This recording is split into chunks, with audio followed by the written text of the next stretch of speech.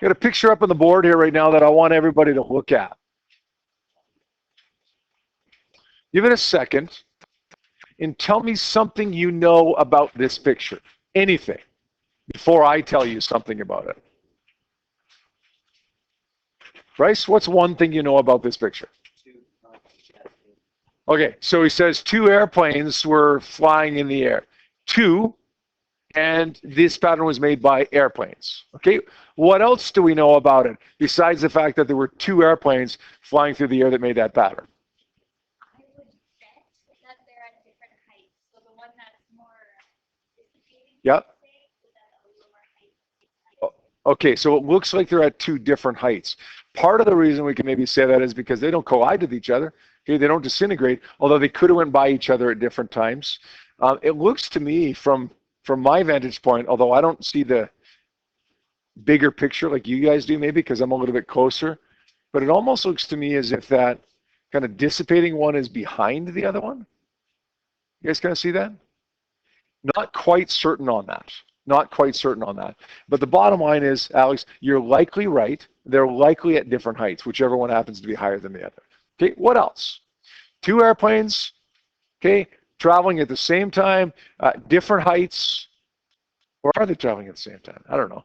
2 airplanes, because we don't see them, right? 2 airplanes traveling through the air, different heights. Oh, so they are different times. Okay, which one was there more recently? Okay, so the more concentrated one is there more recently because it hasn't had a chance to spread out. This one was a little while ago because you can see that it's spread out a little bit. All right, 2 airplanes traveling through the air at different times, not quite perpendicular to each other, but looks like almost perpendicular to each other. Different altitudes. Anything else? I don't know about you guys, but to me it looks like this guy is going in this direction. How would I justify that? Michael?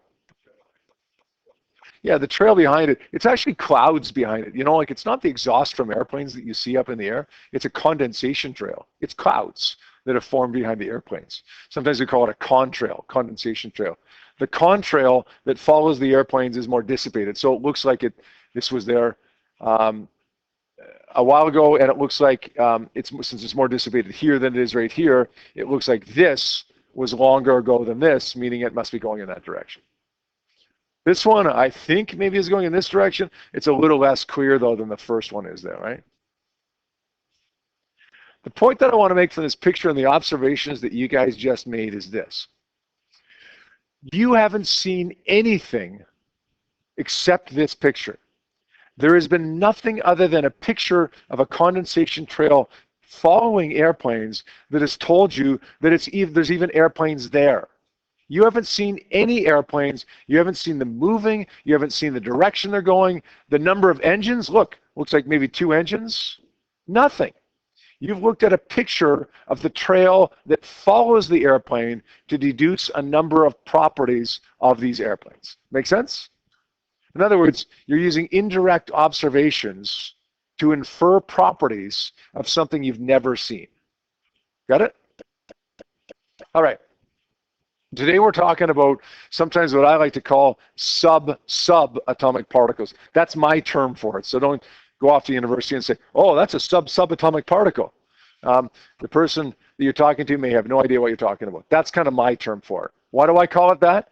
Because we all call, every scientist, everybody calls a proton and a neutron and an electron a subatomic particle. We're today not studying protons, neutrons, and electrons, but rather we're studying what makes up protons and neutrons. Prior to today, you probably thought that nothing made up protons and neutrons. They're fundamental particles. Well, guess what? They're not. When in grade 9, you learned about protons, neutrons, and electrons, and that they were the smallest particles in the atom, your teacher lied. They're not the smallest. Well, one of them is. Electrons are smallest. The protons and neutrons can both be broken down into smaller particles. How do we know this? How do we know this? Well, how do I know when I'm driving down the highway and I see the remnants of a bad car crash on the side of the road? How do I know that that car was made up of a whole bunch of bolts and a wheel, a whole bunch, and four wheels, not a whole bunch of wheels, I guess, but four wheels. Some pieces, some chunks of metal that I've never seen on the outside of a car. How do I know that? Because when those two cars collided with each other, they broke apart. Pieces went everywhere. If we want to find out what's inside a proton, or if we want to find out if there's even anything inside a proton, then let's smash them together. Let's break them and find out what's inside, just like two cars colliding, break apart, and we can see what's inside. Got to be careful, though. It's not just a matter of smashing these protons together at any speed. They got to be moving fast. They got to be very energetic. How come? Well, because we have to overcome the forces within the nucleus that keep it together. Just like a car. When a car collides with a shopping cart in the parking lot of Walmart, you might get mad because it scratches your car, but it doesn't cause your car to break apart into a million pieces. You don't find out what your car is made of by smashing a shopping cart moving at 6 kilometers per hour into the side of it. You find out what your car is made up of by smashing another car moving at 120 kilometers per hour into it. That's when it disintegrates. We have to have a lot of energy in those cars to break the bolts in the cars, to break the welds in the cars, to break the car, to find out what's inside. And it's the same thing with particle accelerators. Particle accelerators, we accelerate particles to really, really, really high speeds. There's one in Switzerland and France. It's so big it takes 2 countries. It straddles the border. It's 20, I think it's 27 kilometers in circumference. That's how big this thing is. It's a round thing that's 27 kilometers in circumference. They accelerate these protons to something like 99.99% the speed of light. It's an unbelievably high energy. And then they smash them into each other and they see what's inside. Just like the cars smash into each other and we pick up the pieces and see what's inside. But remember, we have to get them going so fast to overcome those forces in the nucleus. Now, once we've smashed them into each other and all these pieces come out of it, how do we actually see what's inside? Because, I mean, these particles, obviously, ever seen a proton? I haven't. If protons are too small to be seen, then what's inside the proton is even harder to see. Can't see what's inside directly. So what do? Well, we got a couple of options here. The first one is called a cloud chamber. A cloud chamber is this room, that's filled with air, like clean air, dust-free air, that's super saturated with water or alcohol. In other words, you guys know what super saturated means? What's it mean?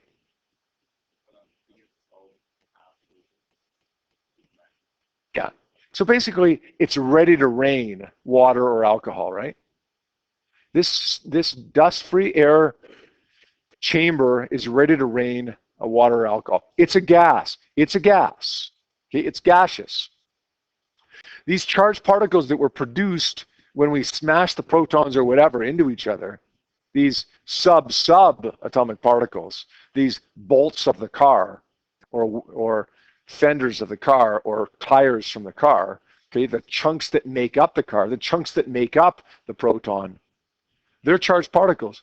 And when they move through this supersaturated gas, water, alcohol, air mixture, they ionize molecules. And these ionized molecules cause the vapor, this gas, to condense. That's a cloud. That's condensation. That's a cloud. That's exactly what we had right here. We had this vapor behind this airplane condensing, forming a cloud. And we followed the cloud path, the condensation trail, and we inferred so many properties of the airplanes simply based on the cloud trail that follows it. That's what we do with these charged particles that make up protons and neutrons as well. We follow their path. Can't see them, but we follow their path and infer properties from the cloud path that trails them. Now, another way we can observe them indirectly is by what we call a bubble chamber, which is the exact opposite of a cloud chamber. If a cloud chamber consists of a gas, right, a dust-free air supersaturated with water or alcohol, it consists of a gas, and the ionized molecules cause the gas to condense, then the bubble chamber consists of a gas that's been liquefied, a liquefied gas under low pressure, which lowers the boiling point just above the temperature of the liquid. So in other words, it's a liquid, but it's ready to boil. It's ready to start boiling.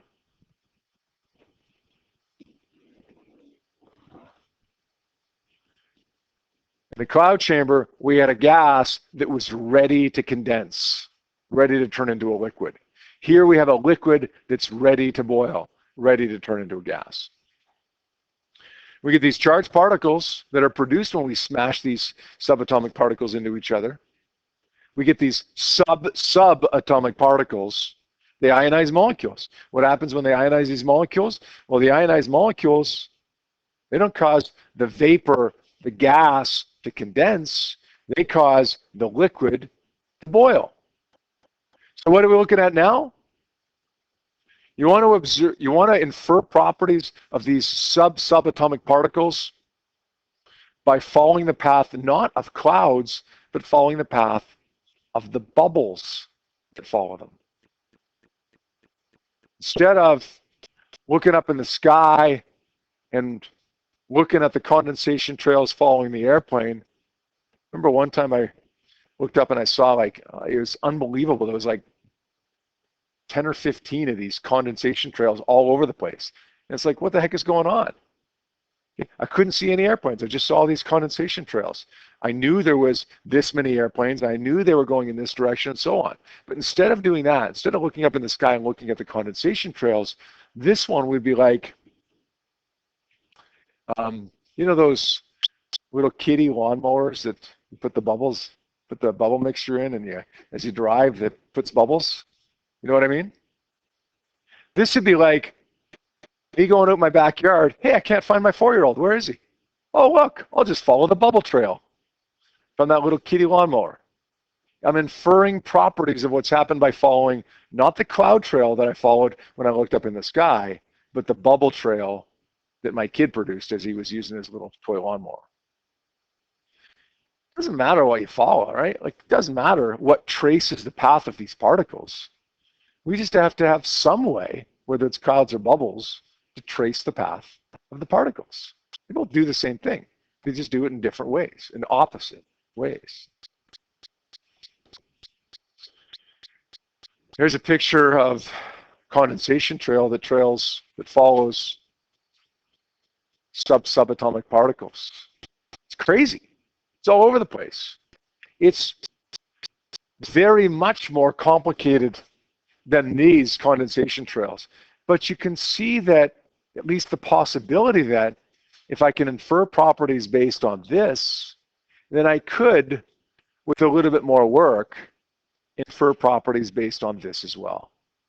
There has been maybe a magnetic field introduced there, cause particles to change direction, to observe what happens. Maybe there's an electric field in there. Maybe there's one of those lead plates. Remember in the assignment that you guys did, there was a lead plate which caused the particles to slow down? Maybe they put something like that in there. They can introduce all kinds of things. But what it boils down to is you're still following the path of the particle, not the particle itself. Either a cloud path or a bubble path. So when we do that, what do we learn?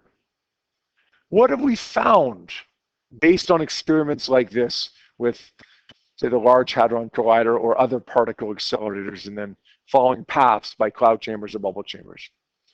Well, we found that there are a whole lot more particles than we ever imagined. There are two main groups of particles. They're going to be the fermions. By the way, before I write anything down here, whatever I write down in blue is for perspective only. You don't need to memorize that. The reason I'm giving you more here today than you need to memorize is for perspective, so that you understand what I'm saying. If I give you only the ones that you need to remember, then you'll remember it, but it's not going to mean anything to you. I want it to have meaning for you. So I'm going to give you some stuff in blue that I want you to look at and say, kind of internalize it, but you don't need to remember it. Whatever I write down in red, you need to remember. Okay, blue, perspective. Red, remember this. The two groups of particles are fermions and bosons. Bosons are force carriers, force carrier particles. Probably the most famous boson that we've ever heard of, only because it's been in the news last couple of years. Ever heard of the Higgs boson? It's just literally within the last couple of years, experimentally observed at the Large Hadron Collider in Switzerland, France. For the first time observed experimentally this Higgs boson, thought to be responsible for mass. How do we have mass? Higgs boson. It's been hypothesized for decades. It was since you've come to high school that we've actually proven that, in fact, the Higgs boson is there and it's responsible for mass. Okay, bosons are force carrier particles. Fermions can be broken down into two there's lots of examples of bosons, but we're just not going to go down that path, okay, beyond what we just did. The two categories of fermions that we break fermions down into are leptons. Notice I'm putting those in red. We got to know those. Leptons, and hadrons. The Large Hadron Collider collides hadrons. We'll see what hadrons are in a few moments here. Now, leptons are small. They're as small as it gets. As far as we know, they don't get any smaller than leptons. They're particles, by the way, that are not mediated by the strong nuclear force. Remember that strong nuclear force we talked about with radioactivity? It doesn't affect leptons. Leptons are not affected by them whatsoever. Examples of leptons would be electrons. An electron is as small as it gets. An electron is not mediated by the strong nuclear force. An electron cannot be broken down into something else. Another one's an electron neutrino.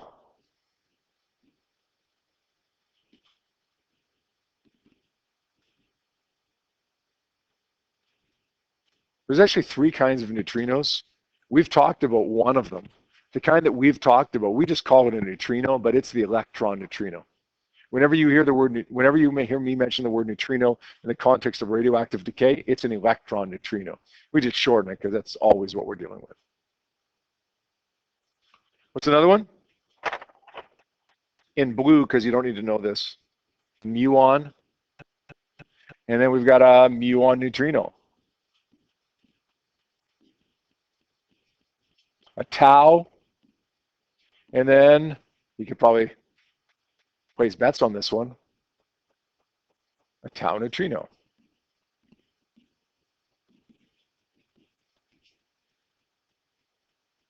Plus the antiparticles.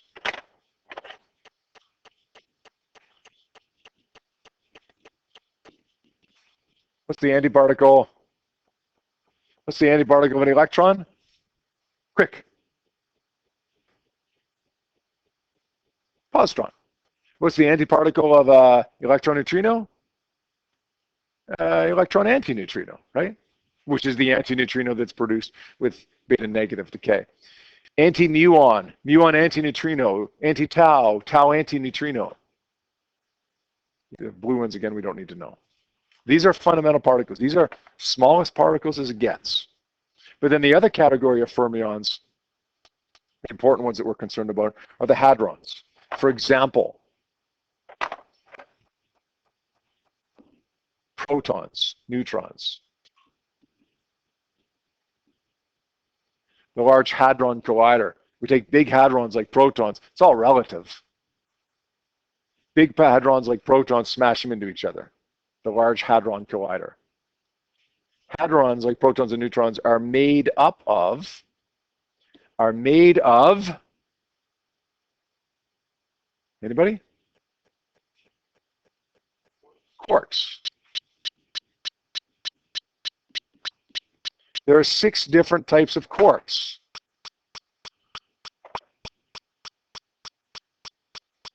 There is the up quark and the down quark.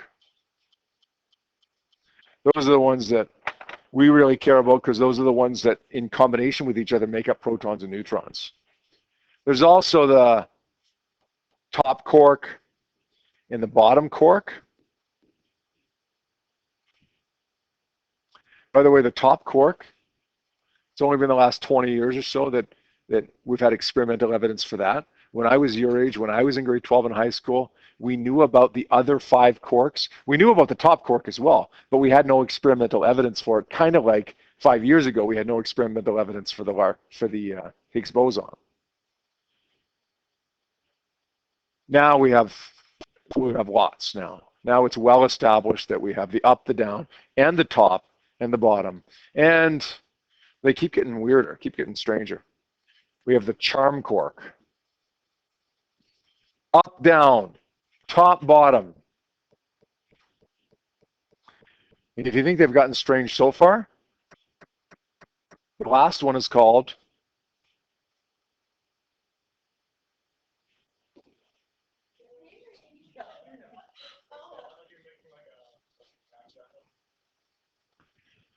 the strangest one is the strange quark.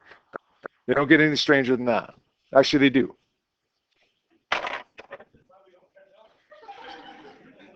There's the antiquarks.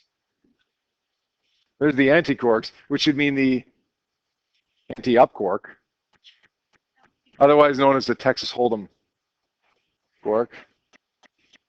There's the anti-down. There's the anti-top, which you'd think would be the bottom, right? But it's not. There's the top. There's the anti-top. There's the bottom, and there's the anti-bottom. They're all different. There's the charm and the anti-charm. There's the strange. Told you, it doesn't get any stranger than strange. It kind of does, actually. There's the anti-strange quark, which I guess isn't really stranger than strange. That's actually normal, right? The anti-strange quark would be the normal quark, I guess. I don't know. Now, one more thing I want to write down in green here. Why green? Because you got to know it, but it's on your data sheet. So you can find it. You don't have to memorize it. You just have to be familiar with it. The charge of an up quark is plus 2/3 of the elementary charge. The charge of a down quark is negative 1/3 of the elementary charge. So much for elementary charge, eh? So much for the lowest possible charge. An anti-up, by the way, would be what? Sounds like it should be down, but a down quark has a charge of minus 1/3. An anti-up would be negative 2/3, right? An anti-down would be positive 1/3. Those are on your data sheet as well. So let's put this quark stuff together for our last slide here and talk about briefly the 2 types of beta decay, beta plus and beta minus. This isn't written like anything you've ever seen before. I want to interpret it for you. An up quark has a charge of 2/3 of the elementary charge. A down is negative 1/3. A down is negative 1/3. What do those add up to give me? 2/3, negative 1/3, negative 1/3 gives me 0. Right. This has 0 charge. What has 0 charge? A neutron.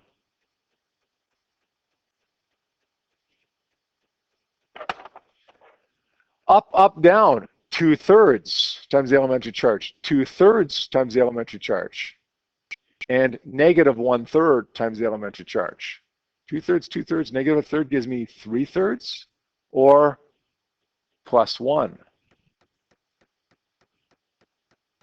What is a charge of plus 1 elementary charge?